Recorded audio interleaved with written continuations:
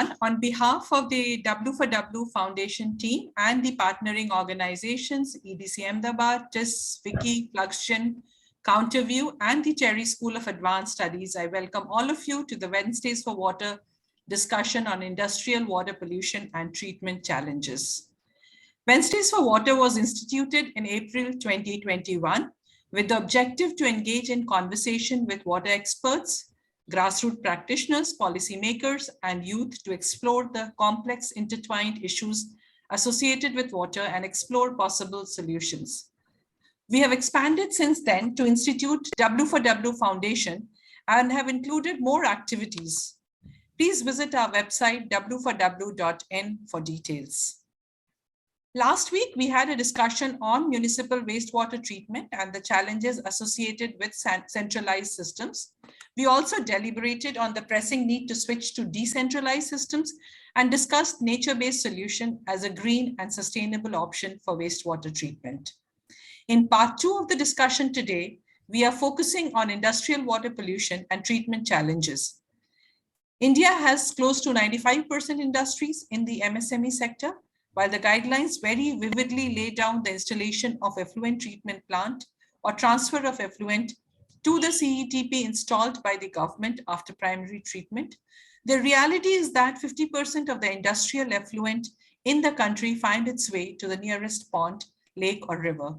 This could either be due to high cost of installation, operation of ETPs, or non-functional ETPs, or insufficient capacity of government CETPs, or weak implementation of their regulations. Manufacturing industries like tannery, sugar mills, textiles, paper and pulp, pharmaceutical, fertilizers, pesticides, etc. are releasing life-threatening pollutants into the water bodies, which are not only finding their way to the food chain, but also having severe health impacts on humans, aquatic life, and livestock alike. In the backdrop of this, we are joined by three people, two speakers who have had extensive experience working with industry people and working in the industry also, and a discussant who also has quite a few years of experience working in the industry as well. So the two speakers, Dr. Nupur Bahadur is Area Convener, Water Division, Cherry, and Mr. Vaibhav Shrivastava, who is again an alumni of Cherry School of Advanced Studies, is an engineer and water auditor at CII Triveni.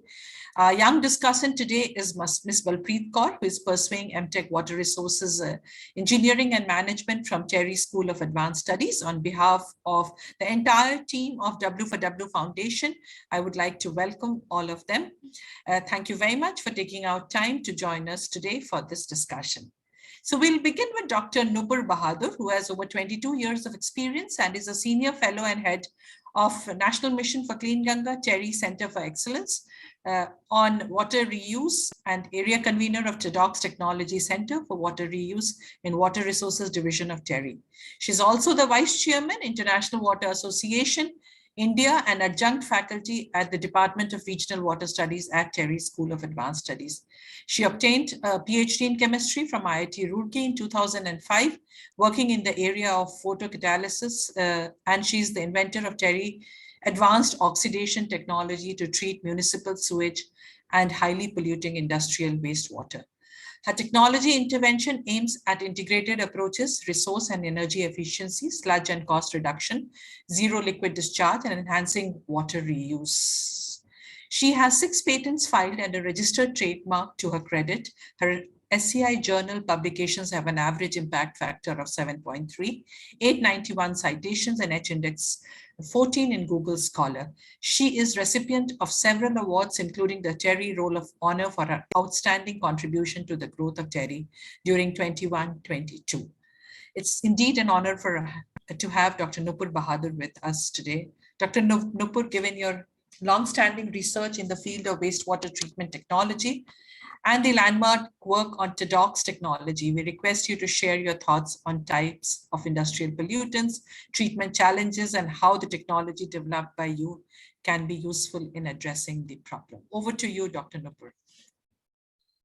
Thank you, Dr. Fawzia, and the entire team of Wednesdays for Water for inviting me here. Hope my screen is visible. Yes, we can see you. So I'm sorry for the glitch in the camera. Um, but I'm glad at least we are connected.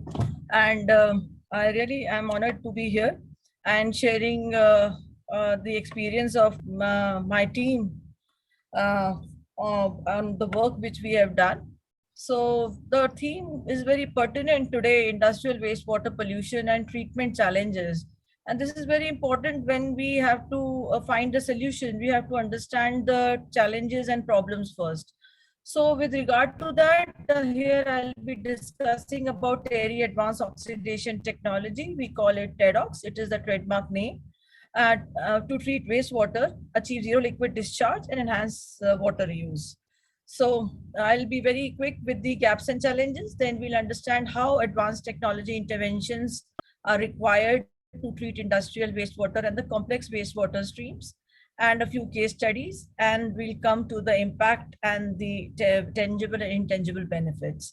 So here is the vision and mission of our center. It is NMCG TERI Center of Excellence. And we look forward to contributing in nation building through these initiatives and national missions. And ultimately, we aim for water reuse, which means we have to adequately treat first and then aim for water reuse.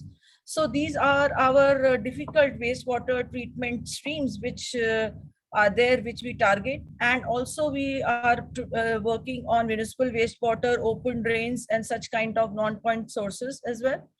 And our any targeted pollutant stream is ultimately the one which is having the issues of high color, high COD, high TOC, total organic carbon, pathogens, POPs, and micropollutants, because we are working for water use. So with this is just one slide I'm showing where we can understand the current treatment, and from here will come the gaps and challenges. So what you see in the current slide is that there are large number of treatment stages.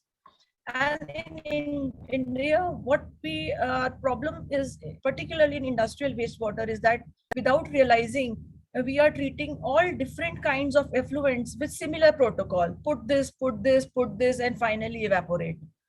And another problem is, without understanding, we are using a large amount of chemicals and large number of chemicals, which leads to this kind of sludge. You can see at the right top the amount of sludge, the toxic nature of sludge, its disposal management is another secondary issue.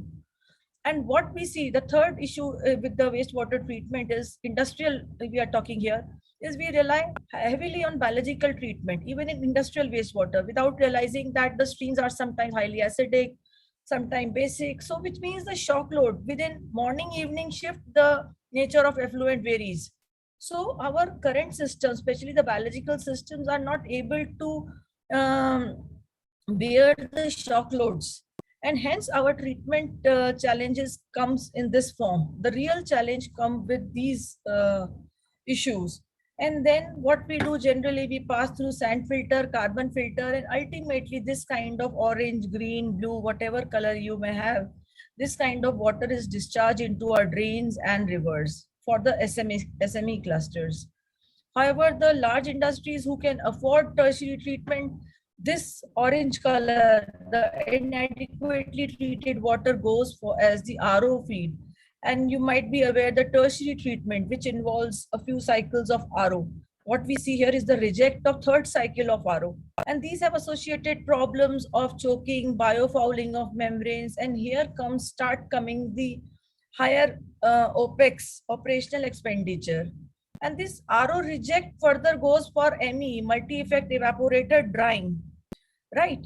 So again, this also goes for further ME also at its reject, which goes for ultimately the drying or to ATFD and all. So which means, if in a nutshell, if I have to say, we are starting from A, the real pollutant wastewater, and if we are B, we are having the treated water, finally treated water. Just imagine at what cost we are able to achieve this.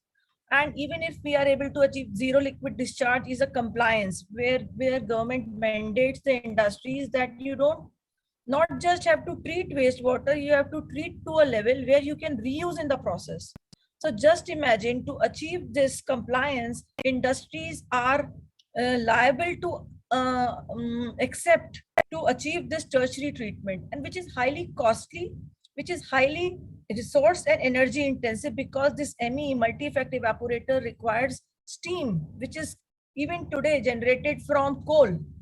So just imagine this tertiary treatment, which is a compliance, which is a mandatory requirement, is so difficult for industries to achieve. So even you can see the final results. If we are able to achieve these results, just imagine how unsustainable the whole wastewater treatment scenario is there in India. This is what we have to understand. So that is one part of the story. And the other part, just imagine, in case of this orange color water, let's say if this colorless water goes to the RO feed, because here TDS will be there. So TDS, every technology has its own benefit. So RO is required to remove the TDS. So just imagine, instead of this orange color water, if this kind of colorless water going to RO as the feed, so just think, the load on tertiary treatment will be drastically reduced. The issues of biofouling, choking could be drastically reduced. The load on the whole system will. So in other words, here we are working on bringing our technology interventions at this secondary stage, where we could provide this kind of TEDx treated water, which when goes to tertiary treatment, reduce the load on tertiary, which makes the tertiary treatment much more affordable, sustainable, and compliant. So this is the problem statement with which we are working. And another key requirement, another challenge which industry is facing is to reuse. So which means currently the treated water, either it is not treated properly, or even if it is treated, it is not, we are not able to achieve the high grade water for process. Just imagine, these are the stringent requirements. Next is industry is again required to use the treated sewage, which means again for processes, can we obtain these BOD less than 5, COD less than 30 with the current treatment technologies? Again, we have limited options. So again, industry is stuck. So we have to help the industries today who are willing to adopt, make a change in the environment. Now the question is how well we are prepared. So we all are aware that we have this whole membrane market. All these are RO systems, and you can see here large, huge facilities are there. And their reject management, everything is available. But just imagine, I'm showing you the pictures because many of us are not aware that MEE plant, all these include such large footprint and such huge energy intensive systems. So now finally the challenges which we are addressing is the issue of color, sludge, improving biodegradability, reducing load on tertiary treatments, and addressing the secondary problems. So here comes our technology interventions, which is called advanced oxidation processes, AOPs. And a very simple science is involved. Any process which generates hydroxyl radical is termed under AOP.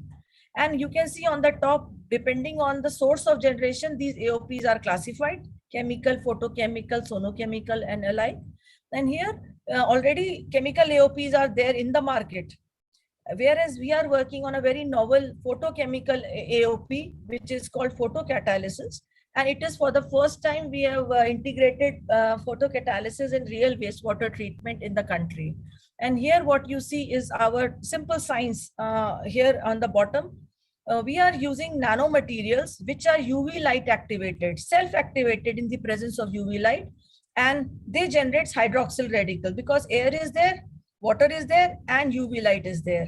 So simple science we have integrated in this process. You can see after primary treatment, after reducing TSS to 90%, our effluent is passing through secondary treatment, where we are mixing nanomaterials, giving contact time irradiation, and then passing through a product. This is called a photocatalytic reactor having UV light radiation sources.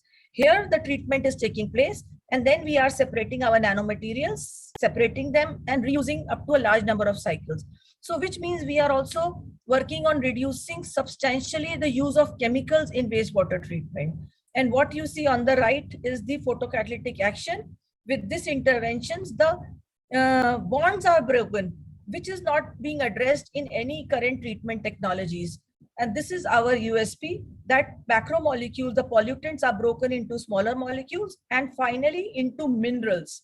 So this is the reason we'll be able to remove color and COD and all such issues. So now with this simple science, and these are the benefits, I'm just skipping with the time. You can see photocatalysis is also helping in disinfection and biofouling, which means you don't require any additional uh, disinfection or anything. Now I'm coming to the quickly to the case study. So what we have done is in last 4-5 years, we have developed a large number of case studies, and we have tried to explore where this technology could be integrated. So based on the work and experience, we have categorized that this technology could be integrated at a pre-biological stage of the current wastewater treatment plant. So here you can see this is an effluent from a highly phenolic stream of a chemical industry in Gujarat. And this could not bear the biological system could not take this effluent because of highly acidic nature. So what we propose is to have TADOX treatment, and this TADOX treated water could go to biological treatment system, simply because what you see here is that COD is 1,60,000 COD, 90% COD reduction is taking place, and BOD by COD ratio, which is an indicator of biodegradability, improves by 5 times, which means now water is much more biodegradable to be taken to biological systems. Again, this is an effluent, direct effluent we are treating from oil and gas industry, and just 3-hour treatment, you can see the change in color. And now this is ready for further treatment for removal of TDS. Now this is the case study from post-biological, which means after biological treatment, you see this is an effluent from a pharmaceutical industry, and the water was going into the Ganges. And this kind, after biological, after tertiary treatment, you see the color does not go, and the COD is such high. So after biological, so we have to understand where it is required. So in such a case, we can use it at a post-biological stage. This is a ternary effluent. After chrome removal, after biological treatment, you can see the color and COD is it still remains, and this kind of water was going into the Ganges, and this is our intervention. And very interestingly, you can see that BOD is increasing, which means the recalcitrant organics, dissolved organics are converted into biodegradable forms. So this is our achievement. Then you can use this technology at a polishing stage. This is an example of a slaughterhouse, you can see. Now, another difficult wastewater is a category, or complex wastewater is a category where industries are facing immense problem. You might have, as I told you, ME has reject. So these reject, you just imagine this yellow color water is the finally treated water in the chain, but still the color and COD does not go. The reason simply being the low boilers, they come in the condensates, and they are still the problem. So we can have this kind of TADOX intervention at the polishing stage of the ME condensates. You can see the real effluents. So these are our interventions. And last case study I would like to share is very interesting, although it was part of the last Wednesday for Water talk. But here with our work, we went to Delhi Jal Board, and they helped us with Rithala STP.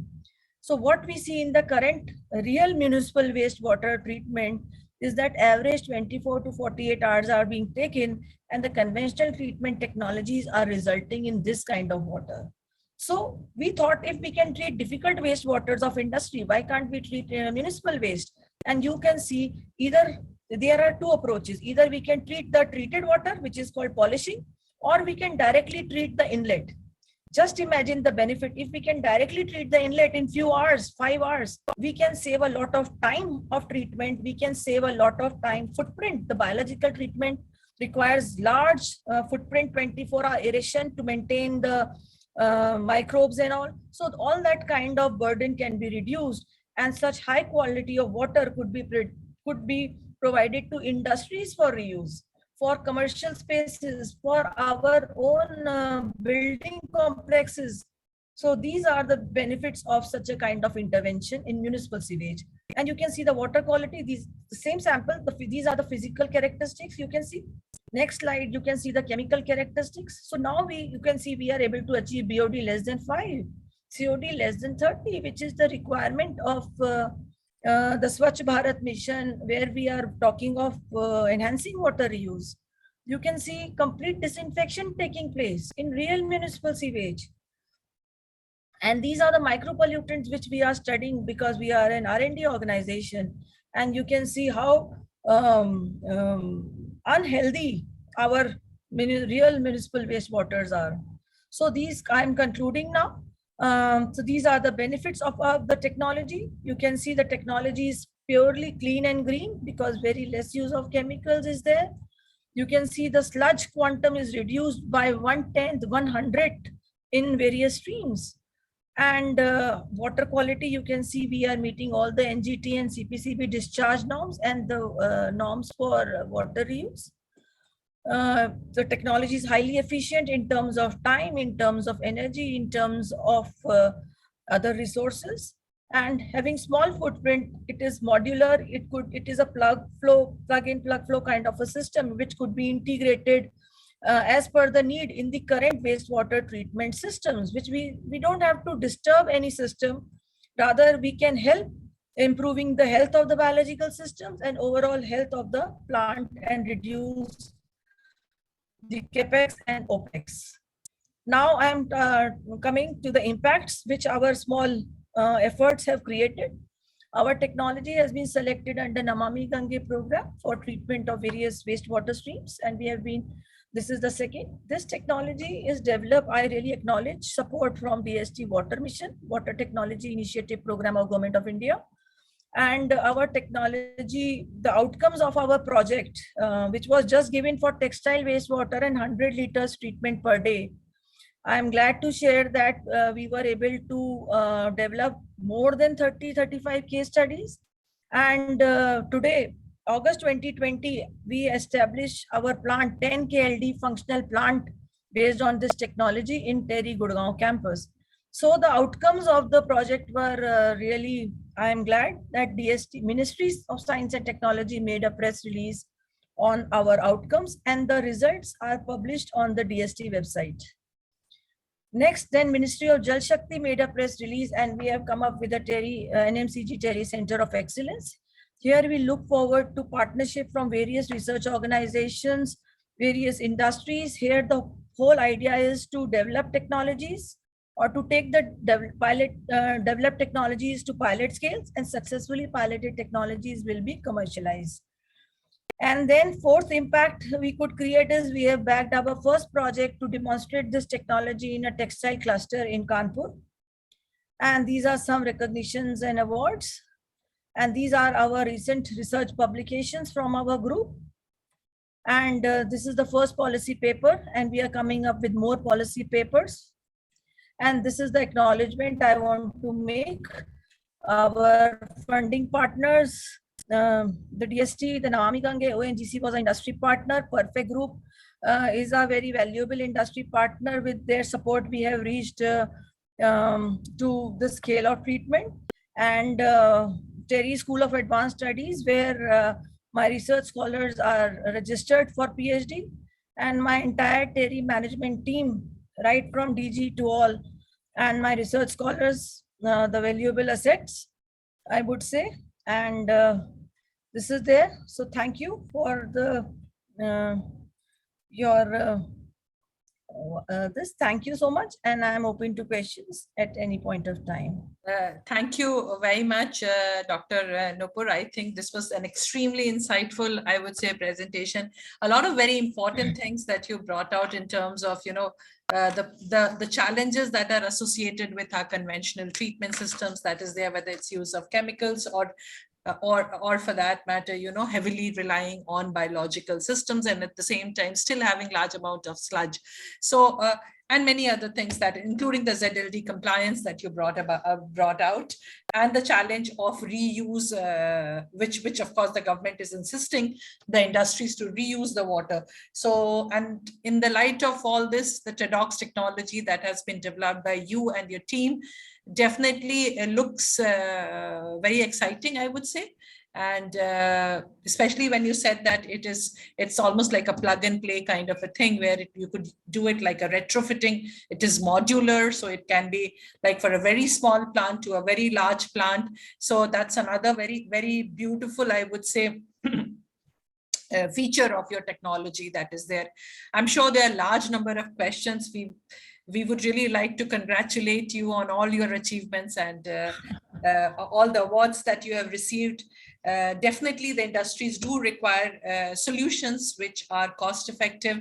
Industries require solutions which are scalable, solutions which probably generate minimum amount of waste, and also in terms of energy use. So I'm sure this technology would perhaps be one good stepping stone into what we are talking about today, in terms of getting more and more industries to actually go for treatment, because our water bodies, as we see today, are heavily polluted with industrial discharge, and because of which we are already facing a lot of problem. So thank you very much. And I'll just, we'll take the questions at the end. So if you are okay, and if you can wait till about another 20 minutes, 25 minutes, then Yes, we can no take problem. the questions. Sure. And I know you are not keeping well today. No. So many thanks.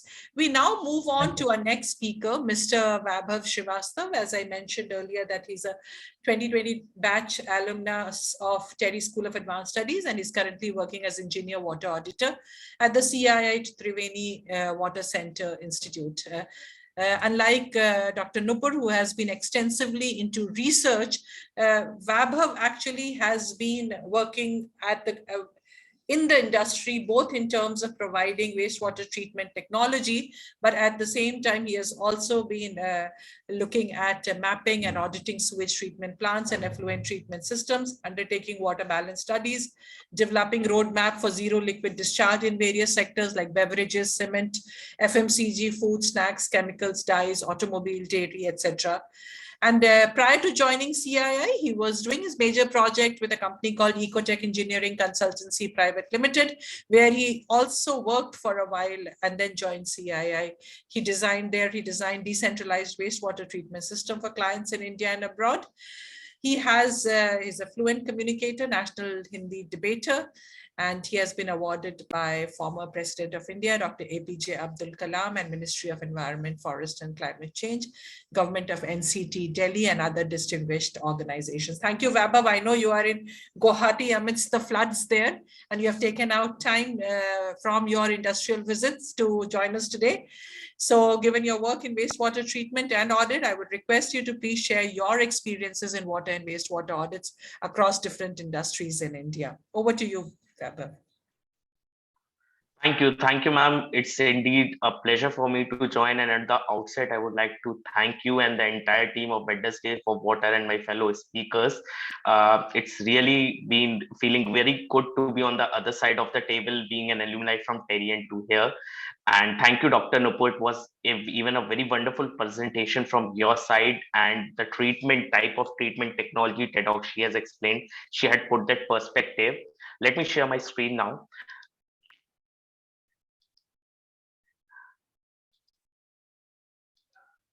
Let me know if it is visible. Yes, please go ahead. Yeah, okay, thank you. So now I'll bring a different perspective. She has explained about the treatment thing, but I have named my presentation as wastewater mapping and accounting, a proactive approach for management of industrial wastewater. So just to give a background of what has been a casual approach on wastewater treatment in the past, there has been lack of commitment towards the environment. There has been lack of appreciation of enormous benefit of recycle reuse. People were not very much aware about it. Even all those norms which are slowly developing rate for industries and other things, funding constraint, necessary knowledge, commitment. But the major thing I would like to focus here, everything adding to wastewater treatment plant, the effluent treatment plant, which Dr. Nupur also mentioned, the end of cycle approach. So this is what I would like to focus on this entire presentation. Is my screen moving? Yes. Yeah. Not, yes, moving.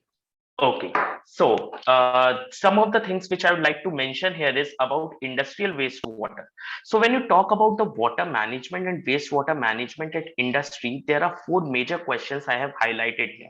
Number one is there's an inadequate availability of water for different industrial unit process operations. So there you can see India has been mapped under different atlases of water risk, and there's a competition between the user. So in such a scenario, depending only on the groundwater, or let's say there's a particular source which is going to deplete in a certain time, there is really a need for source diversification.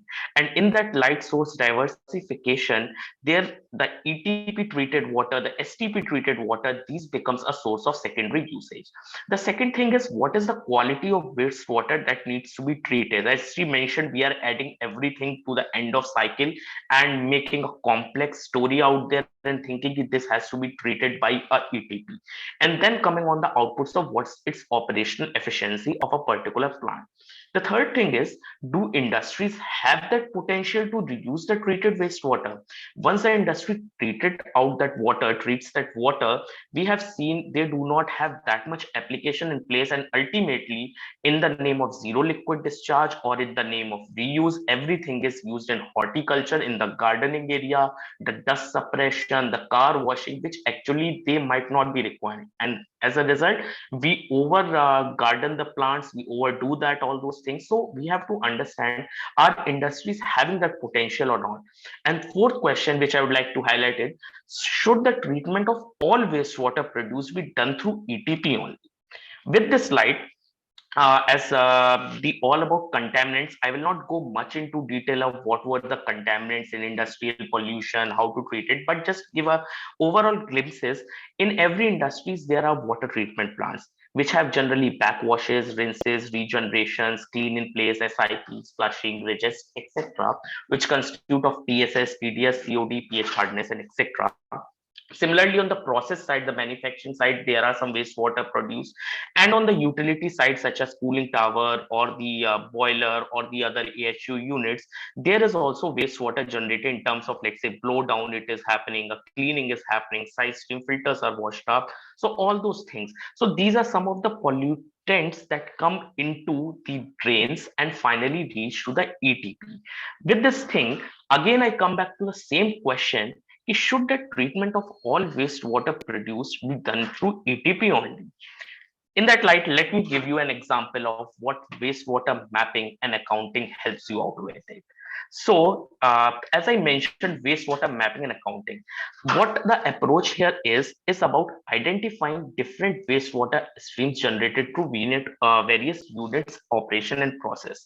What we are right now doing in the industry is, most of the industries which are not very much aware about, they take up everything and add to the ETP, whereas they do not know what is segregation of wastewater stream. The stream which might not be so suitable, which could be locally treated, we even do not identify and add it to the drain channel. So that identification is the first key that starts for the mapping and accounting. The second thing is the quantifying that stream. How much is the wastewater produced? Can I localize it, locally treat it? Again, coming to the same point, and instead of sending it to the ETP, so quantification, just to identify quantification. Third is monitoring in terms of the flow, in terms of the quality, what is the actual pollutant load coming to that particular stream, so that locally you can optimize the stream. And finally, having a decentralized treatment mode of system. So what you mean here by decentralized mode of system is, within the system, so let's say the first filters have a TSS load. If you backwash them, you have the TSS. So for that water which is only rich in TSS, has raw water, which is now not done with COD, BOD or as such load, we are sending that again to the ETP as well.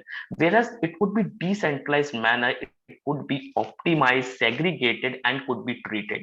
So that is one of the aspects which industries right now, when we map those wastewater streams, when we account, quantify, can help them in reducing the actual volumetric load to the ETP. And finally, after all those integrations, all those segregations, final output which is left out, that needs to be actually going to the effluent treatment plant, and all those last unit, the end of pipe approach, needs to be designed for them. Just to give an example about that, you might have seen the industries end up developing the effluent treatment plants, like let's say over design them, whereas they get the actual feed on a very low rate, because of which the whole of the opex has been wasted out. The waste gets too much, what we say, in a complex nature, and the treatment do not go up to the level. So this is again a very important key point. So how does wastewater accounting helps out here? So number one thing we have to understand is quantification of produced versus quantification of the treated wastewater, and what is the output. If I'm producing a X amount of wastewater, X is a sum of different streams which is produced in the industries, are we sending the total to the end, finally to the treatment plant, or after delocalization, what needs to be sent? That is where accounting helps you out. And then finally, when you feed that to a particular technology, the particular technology based effluent treatment plant, what is the output, which we have covered in the last speaker session. So similarly, you have to understand the efficiency of the wastewater treatment plant as well. So in this whole set, when I talk about wastewater treatment challenges, this is a bigger challenge that we even do not have an idea what is generated, what is produced, what needs to be treated. We end up doing all those things, where the wastewater mapping as per new government norms are also getting, in terms of water management, water counting are coming into the place. Let's talk about decentralized treatment scheme. I have given a very simple word examples here, so that everyone can understand a layman language segregation of the wastewater stream. So number one thing, as I mentioned, backwash. The TSS used to be removed using laminar settler, and you can usually dilute it, use it as a raw water, mix that up, or after this settling removal, you can have a multiple uses, and you do not need to take it to the next level. The reject of one operation could be a feed to another operation. Let's say you have a set of filters followed by softener, followed by RO, and followed by an EDI unit. The EDI, which actually gets the feed from an RO, let's say somewhere in the range of 10, 20, 15, 10, whatever the TDS is, will give you a permeate of somewhere 0, 1. But the reject produce will not be somewhere like crossing 1,000. No, it is of fairly good quality, 100, 200, even if on the threshold value. And this could be easily could be recycled and reused as a feed to some other operation. And this is very well accepted practice, as this could be used as an example I have given as a feed to cooling towers. So we have to understand one more thing in terms of industrial wastewater pollution is the stream which we have segregated is an important thing. What is the delocalized system treatment, what we can do for it? Similarly, blowdowns with the threshold values, if they are within the limit, you can have the different testing, obviously QA, QC, can be blended with the different waters, level of quality waters, and could be used in horticulture purpose. So these are some of the decentralized system. And similarly, there are technological interventions available in the market. One of the example is a scale band technology, which has been used at different places, in some of the big PSUs as well, and in the cooling tower area, where you can easily precipitate out the solids and could use the water back and again. So some of the technological interventions are also, which is well appreciated. What it creates an impact on? The impact comes reduction in fresh water. In the fresh water. So let's say for a particular operation, as I mentioned, Anna giving Sunna, an example of cooling tower, there was a fresh water requirement, but now this reject would be a feed to one. So in a similar operation, when I do the whole set of industrial operation, map out the whole process, make the mass balance and the water balance, and add out the things, we can have bring out suitable saving potential by reducing fresh water. Similarly, reduction of volumetric and salt load to effluent treatment plant. Effluent treatment plant is designed, but how much we need to send, because every KL has a OPEX associated with it. So volumetric load and salt load will also be reduction in terms of OPEX. We have seen industries during my research time in my thesis work as well. The per KL treatment is much higher than the fresh water consumption. As a result, it has been simply neglected, and fresh water has been extracted out. So this is one of the things where you have to bring down reduction in OPEX as well. And efficient designing of low end treatment. We have talked about zero liquid discharge, but zero liquid discharge has its own norms and designs. Zero liquid discharge cannot be sending water to gardening, cannot be called a zero liquid discharge. In a similar fashion, if you're having ME, AT, it also has a design parameter. So you are producing water which might not be fit for that, or you may be putting up some additional unit to make the water wastewater up to that level. So we have to understand that zero liquid discharge should be a solution, will not become a challenge itself for the industries. Just to, in the light of whatever I have explained qualitatively about identification, quantification, monitoring, decentralized, and finally reduction, I here present before you a case study of a reputed organization of water and carbonated drink packaging unit. On this slide, I have mapped the wastewater generation. So WP stand here for water packaging area. So in that area, the bottled waters are packed and carbonated soft drinks are also produced. In the area I have mentioned about area sensor and filling rejects, the simple tedious water streams, like for QA QC, this area sensor filling rejects are there. Backwash rinses, CIP of tank. Similarly, in the carbonated blowdown, including tank cleaning, filter backwash rinse, again backwashes, regeneration, you can see. And if I totalize it after the decosticizer, the total estimated wastewater should be 361.5. But when we quantified it and took the flow meters measurement just to bring that balance into the picture, we came to know it was somewhere standing up to 77.2, which is around 78.9% of water unaccountability.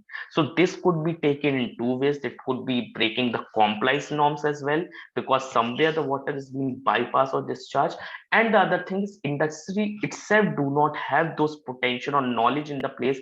If this could be a resource for me, this could give me a resource efficiency, whereas the finally ETP, and I will bring a point here that ETP was somewhere 600 KLD designed for taking a flow of 77.2. So unaccounted wastewater stands for 284.3. The flow meter outlet only shows 69.5 as mentioned against 365, 1.5 as expected. They claim that the ETP water, as I mentioned in my slide about, is industry ready for low end application. They say we put in toilet flushing, we do for gardening or all, but when we took those samples and meshed out the quality of the water, it was not the exact case. And as I mentioned, 600 KLD and feeding it to 780 with running it on a 600 level using all those OPEX units, the pumps, the blowers, everything is going to impact, seriously going to impact on a high OPEX side. And 78.6 wastewater is unaccounted. What we did there was, this I have reflected in the light of TDS here. Obviously, a QA QC study was conducted in detail. We just took the decentralized streams there, tried to mix them. Here I have plotted the flow against the TDS, and when I calculated the overall flow out of mixing this in a particular area stands somewhere at 65, and the final TDS stands at 545. Similarly, on the other area, the backwashes, rinse, backwashes, rejects, water quality sensor, flow and TDS, when they mixed up, they clear, this stands at 93.5 with a final TDS of 4.5. And what I would like to mention is the borewell TDS, the freshwater TDS was higher than these two streams, and both of the composite samples were qualifying for QA/QC test, all them, where we put again in the later stage while implementation of project, we suggested for a quality analyzer there, so that never we are going to compromise with those quality. But just to give an example, this everything which was going to an ETP is now has become a good source for it, good what you say, it has reduced the freshwater consumption and has become itself a microcosm of the water production here. So this is how it helps out. So final impact, what it has done is, which we right now estimated in 2-3 slides before, ki ETP should be getting 361.5. Now the final wastewater mapping and accountant shows that after this intervention, the total estimated will be only 214.4. So if you fully take it, you can recover, reuse, again, things about the opportunities where you can use it. And secondary, you are not violating any compliance norms here. You can design it accordingly. You can derate, re-rate the different mechanical units so that you can save on the energy side. And similarly, the industrial effluent, which is a challenge for us, has now become little simple and sorted for us, because actually what is treated here, what is required is treated here. Maybe some more interventions can come, but the lowest streams, which are what you say, do not have that much potential of a pollutant which needs to come here, ETP has already been taken out. So water effluent is expected to reach ETP in the recommended scenario.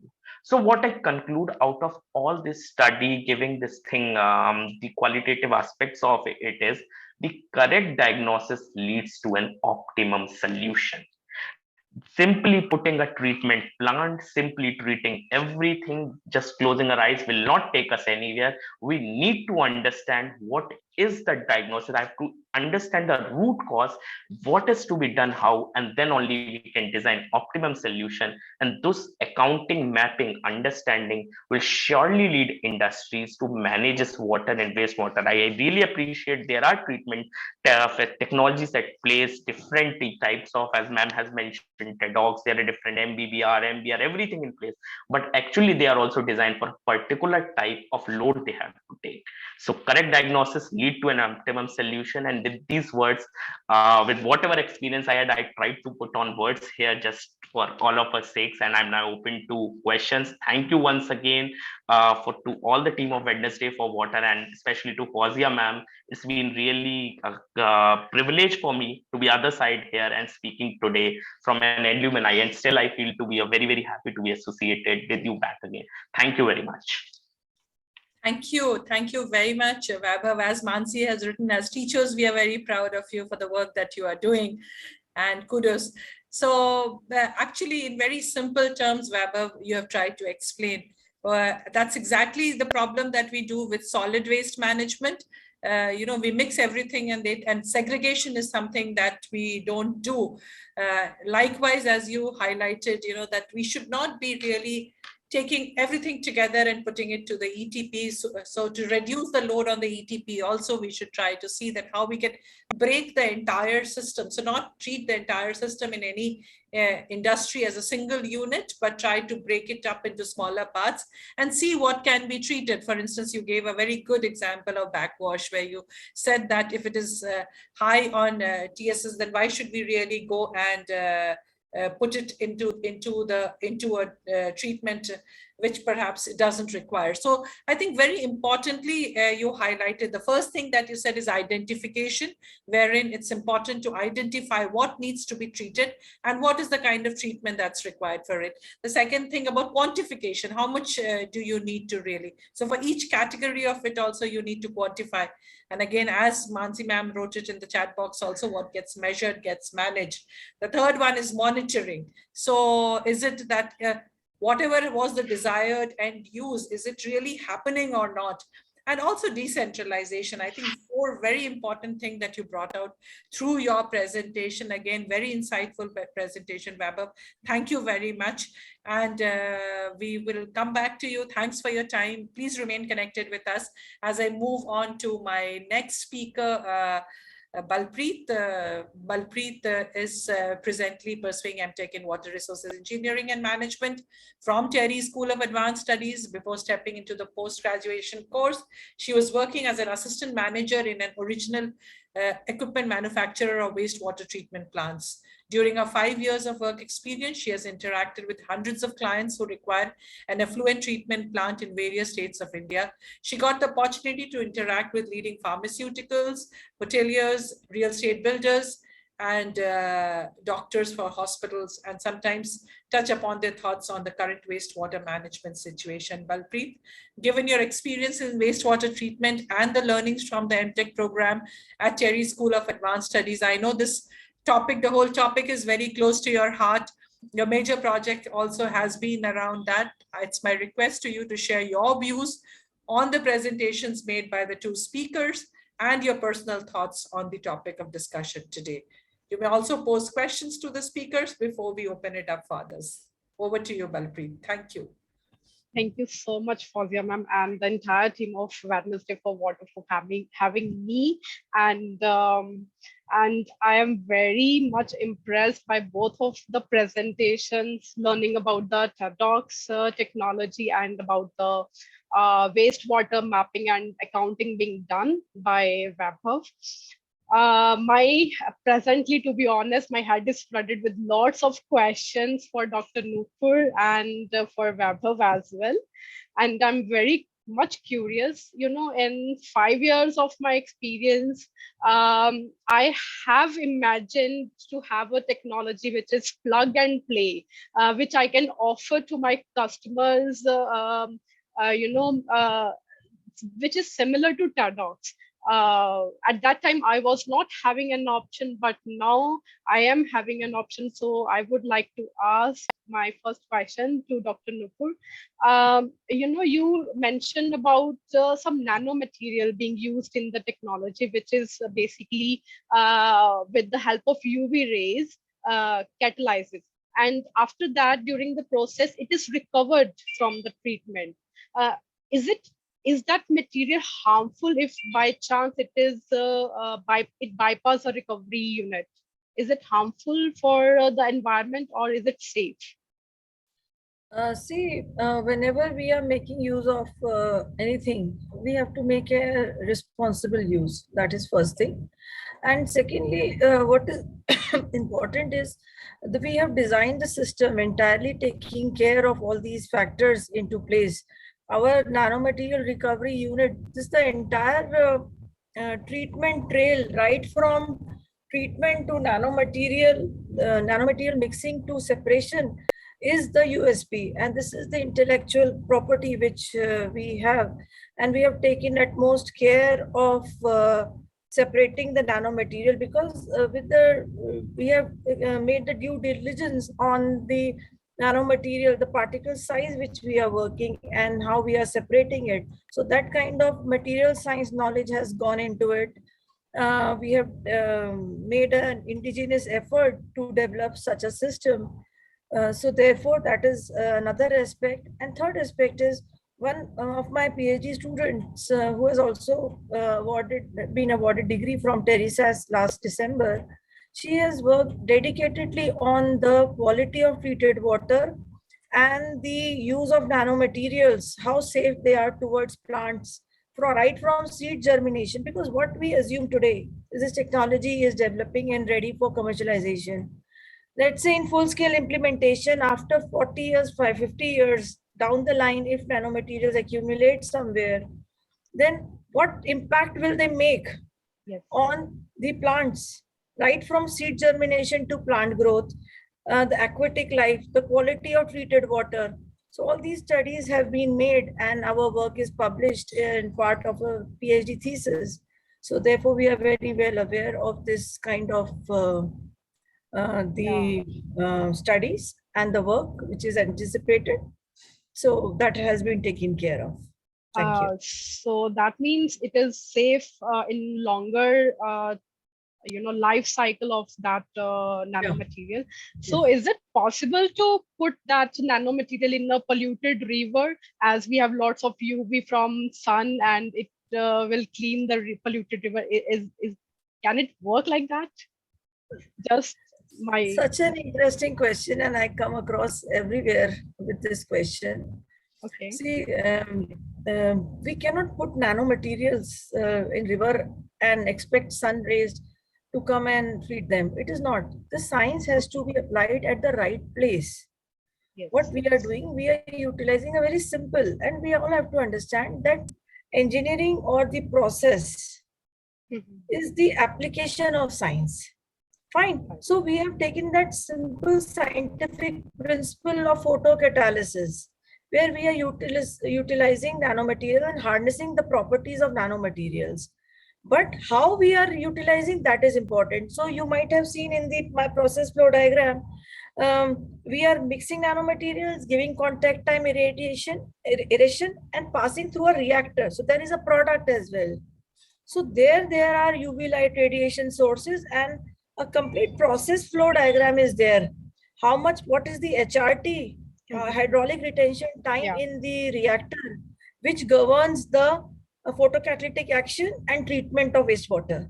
So it has to go through a proper channel, proper manner, proper engineering and process flow, and then we are recovering, and then it is it. So it's part of the treatment system, not just putting in the river, because any river has a natural flow of cleaning itself.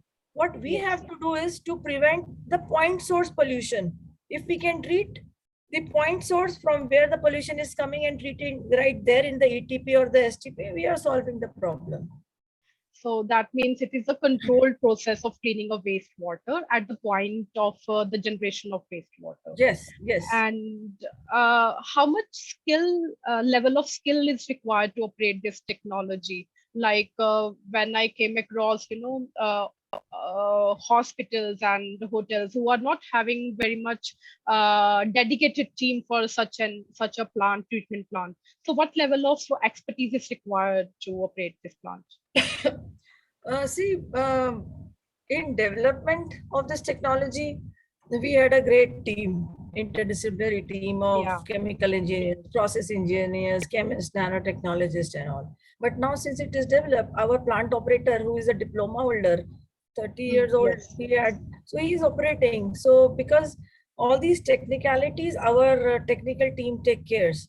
Whereas the daily operation and maintenance, they are taken care by our operator, who is a diploma holder or simple or pass. ITI. Not much skill is required on the daily running.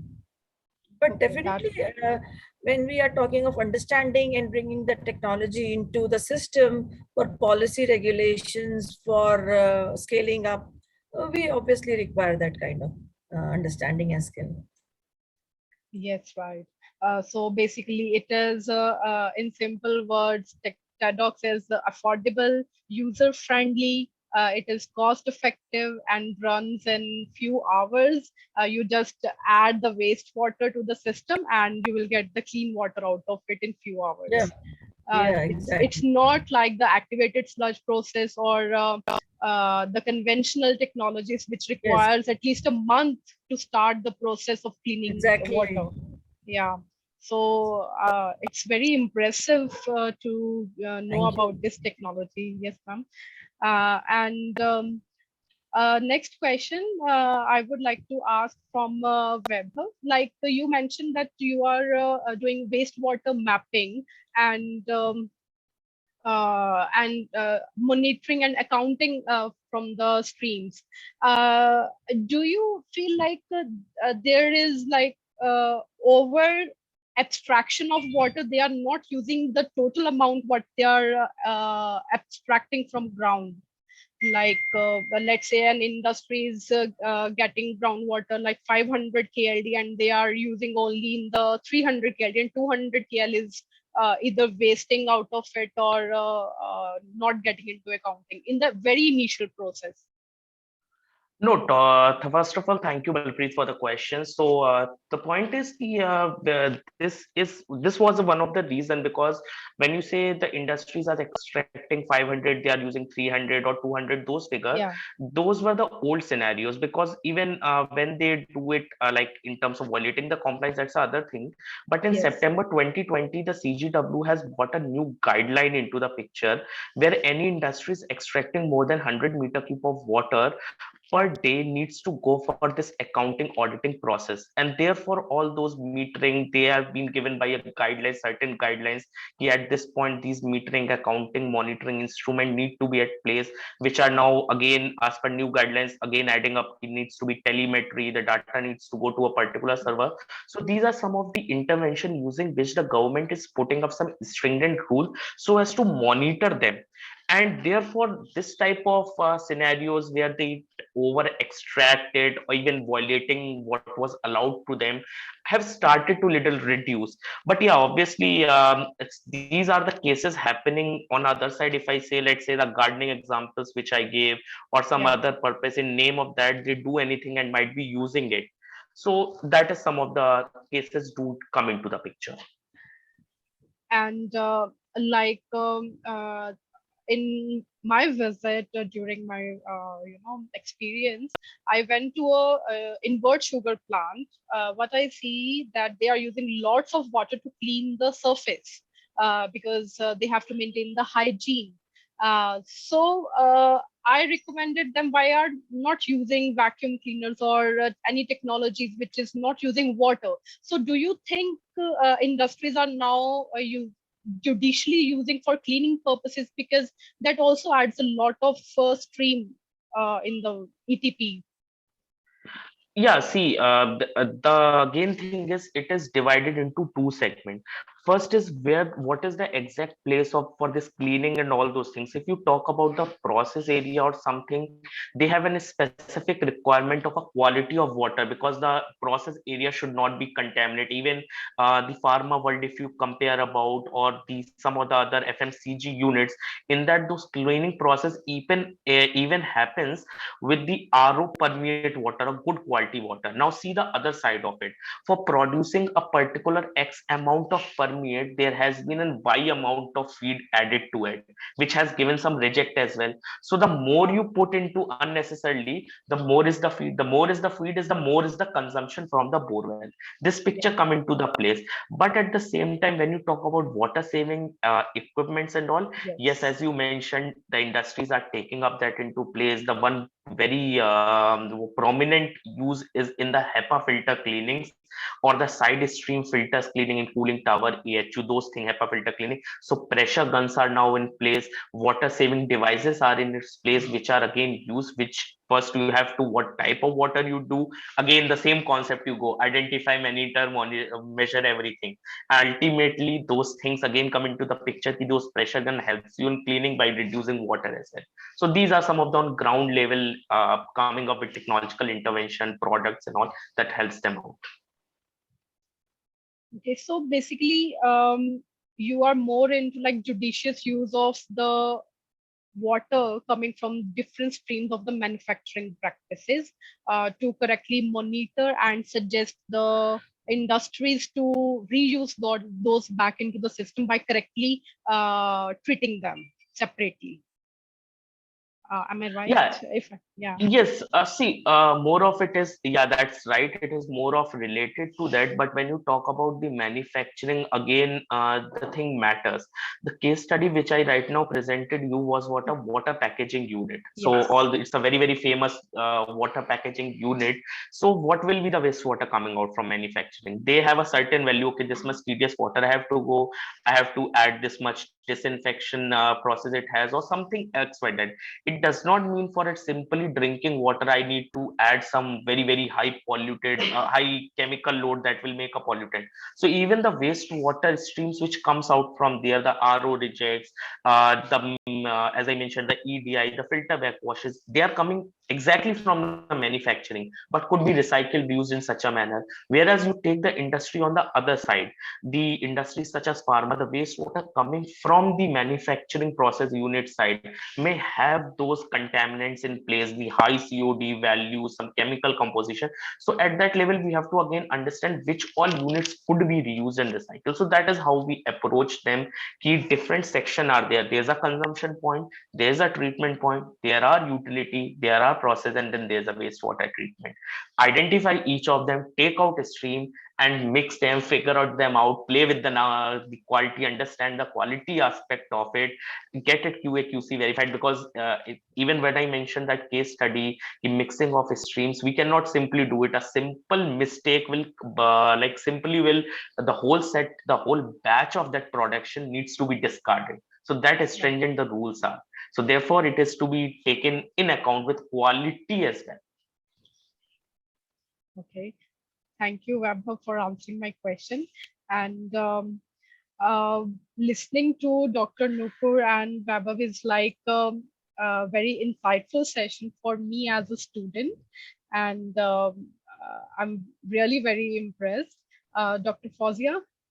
Thank you very much. Thanks, Balpreet. I think that was amazing. I think very difficult questions that you posed to the speakers, but very convincing answers you got from them also. Thank you very much. So now I'll just take up a few questions which are in the chat box, and I'll open it up also for questions from the participants. So participants, you may please raise your hand if you are interested in asking questions to the panelists today. We have a very eminent panel today, and they're all very experienced in their own way. So Dr. Nupur, there's a question from you by Dr. Mansi here. And it says that she says that it's great to learn the technology in brief. And she asks a question, is it possible to make the technology a common good as knowledge commons to upscale the wastewater treatment pan India? It's a very, very interesting thing that how can this be made simple, affordable to every small industry, every small unit, so that anybody can adopt and adapt to this technology. Dr. Nupur? Yeah, so very interesting. One thing I want to say that I've been talking at various forums, but somehow this is so interesting, and the involvement and the questions which are coming are really impressive. So the answer to this question is that now, since we are at a TRL 7, technology readiness level 7 in the scale of 9, we are ready for technology commercialization. So now we are approaching companies for taking this technology as a licensee, and they will be our implementing partners. That is one approach. I hope this is the question, how we are going to implement, right? Is this the question? The question is how can it be made available to every person? So should not again become a very elite kind of a technology, you know, where some can afford. How can it be really for everyone, a technology that anyone can exactly use? So see, very pertinent question, how it could be. So this is, we are not dealing directly with the mass. This is one thing. It is not the kind of RO kind of thing which will be there in every household or directly dealing with any individual. It has to be dealt through the companies or the where the institutions, for example, the STPs where STP are installed, it will be taken up there, where ETPs are there, where CETPs are installed. So we have to work through the operators, the plant manufacturers, the turnkey solution providers who will install. And the next aspect is the scale. So scale for scale, we are ready right from 2KL to up to MLDs. So that upscale has to be done again because it is a indigenously developed technology. So it has to go up to the scales. So that kind, another 1 to 2 years, it will take more for upscaling. But definitely we look forward its future and in next after 2 years or within these next 2-3 years in the market. Dr. Nupur, I have a follow-up question on that. In terms of the cost of the technology, So since you are saying that it before the biological treatment process, this can be first be installed there so that you have a better feed into the biological treatment process, right? Yes. So there is a, sort of an additional step that we are adding in. So how is it, but at the same time, the cost on the RO treatment, I presume would get reduced overall cost. So somewhere it is trying to balance it out, or the energy requirement could be less. So the cost may come down. Of course, I'm not an expert in this field, but I would really like you to explain to us, like if suppose there is a 10 KLD kind of a plant, which somebody is operating. So what could be the cost reduction in terms of CapEx and OpEx? So both at the time of purchase of the technology, but at this or installation of the technology, but also long-term operation and maintenance of that technology. Yes, I'm just sharing my screen for a very interesting thing which you have asked. Yes, see, please. if you can see the screen here, this is an effluent from a textile unit, individual unit. What you see here is the two-stage TEDx treatment, Fawzia ma'am. Yeah. Which Yeah, means, yes. and you can see the water quality parameters. Just two-stage TEDx treatment, we are able to achieve ZLD. And we have also characterized the sludge, the so-called sludge, which was 24.6 in the real case scenario. It is 0.4, around 0.4 in our case, which means we are able to reduce the sludge. That is the interesting. But coming to your question, is that we are not just reducing, we are not just retrofitting, we are reducing the treatment stages as well. So for individual unit, you see that two-stage TEDx is just sufficient for reuse for textile or any coloration industry. And this is part of our policy brief that for individual units, TEDx is just sufficient for reuse. Whereas in a cluster, this is a direct two-stage TEDx treatment in a CETP, textile cluster of Jaipur. You just imagine this industry is otherwise using 11 stages. And to reach here, biological is also there, your UF is also there, your chemical treatments are, chlorination is also there, sand filtration, we are bypassing all these. So just imagine two-stage TEDx is there, and now this TEDx treated water can go to the existing biological, and then if needed may go to RO, or otherwise it can directly go from here to the RO, which means again we can substantially reduce the number of stages. I hope I have addressed your question. We can add on. Thank you. I just had a question on the cost part of it also, that yes. since you have installed it in a few places, what is the cost? Is here. On the screen, you can see the cost, that this is the current treatment. The current ZLD cost, which comes out to be around rupees 16 CR to treat per MLD. With TEDx integration, this cost can be reduced up to 12. And if the current treatment is taking cost of 180 to rupees 220 for treating 1000 liters per meter cube, it will be reduced to 150 or so. So this kind of cost implications are there in TEDx, whereas direct treatment, it is further substantially reduced up to 90 to 110 rupees as well. So this is our intervention. Thank you very much. Yeah, I just wanted to get an idea on that as well. And in fact, Vaibhav, I have a question to you also. Recently, I was in Punjab doing a training program for Water Resources Department. And these Water Resources Department engineers told me that many textile industry, of course, you know that in Punjab, we have large number of, in fact, we had engineers also from the Buddha Nala, which Balpreet has been working a lot on as well. So they were all telling me that while industries install effluent treatment plants, they do have ETP with it. But because of high cost of operation and maintenance, most of them only run it when the inspector is coming. Is that true? Have you ever encountered something like that? Yeah, ma'am. On that note, I'll definitely say it's a very, very correct observation. this is the thing what happens actually. They may run those particular units. I have seen during my internship period as well. During my internship period, I was closely working with the ETPs and STPs of in and around Bangalore. So this is exactly what is happening. They just put up all those things because the second part of it, when you say na ki on a high OPEX note, actually that is the key. The CAPEX is not the key. When you install any technology or put it up, now the CAPEX will overall on a short period of time, you'll be able to recover that in terms of saving. In a Bangalore, the situation is very different. In their society residential complex, they even take tanker waters. They do come up. So per kil, there's therefore when you talk about residential sewage treatment plants or everything, they require it to treat and use it. Whereas when you come to this side of the Noida, Gurgaon sector side, we have plenty of water, if I say.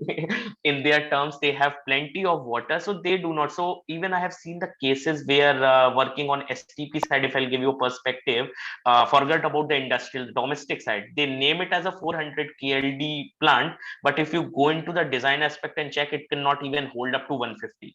So forget about what they are running on. They have, because those are designed by such a vendors in such a nice way, will be near about the boundary. They have all those bypass structures which are coming up. So there has been different reports by compliance authorities coming up. Similarly, one other thing which has been seen in the different industry, if I say, are rainwater channel and the industrial drain channel.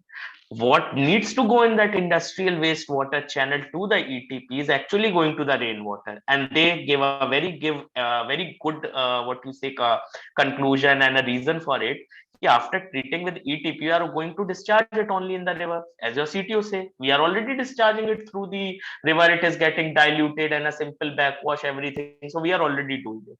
So they do not understand those things. So these are some of the bypass things, the techniques which are used by the industry people. So there we need to tell people aware Vaibhav, about I it. think we need another session on the ETP STP mystery. So we will Sure, definitely have this session and a full debate. So given that we are running short of time, I'll quickly ask Balpreet to put her questions to Dr. Nupur, and the last word I will give it to Professor Ajit to share his observations. Balpreet, over to you. Yes, actually, while discussing the capital cost, I just there is one question in mind. It's mentioned that the 10 KLD plant has been installed in Terry campus in Gurgaon. How much space it requires? The 10 KL plant which is there, the space requirement in all end to end, it is around 50 to 55 square meter. That's it. Okay, that's pretty small. Very small. Yeah, it's You convenient. please come and visit. You can have your field visit and we can host. We are the partner organizations. Yes, so you can be there. Most certainly, we will bring our students for a trip to Waipahari to have a look at it. And I'm sure, learning by actually experiencing it, there's no better way to learn. So now I would invite one thing, just to adding to this, we also have root zone treatment. We are also treating that kind of water. We are also treating an open drain passing through the campus. So such examples, live examples can be shown and demonstrated. One thing very interesting about the technologies, we are treating the combined wastewater coming from research labs, sewage, toilets, hostel, canteens. Just imagine the different nature of effluent, and without any stream segregation, we are directly treating the combined effluent. That is something can be showcased, and this is the USP. Thank you. Thank you so much, Dr. Nupur and Balpreet. So Professor Shishadri, are you there? You had an observation on the dairy industry.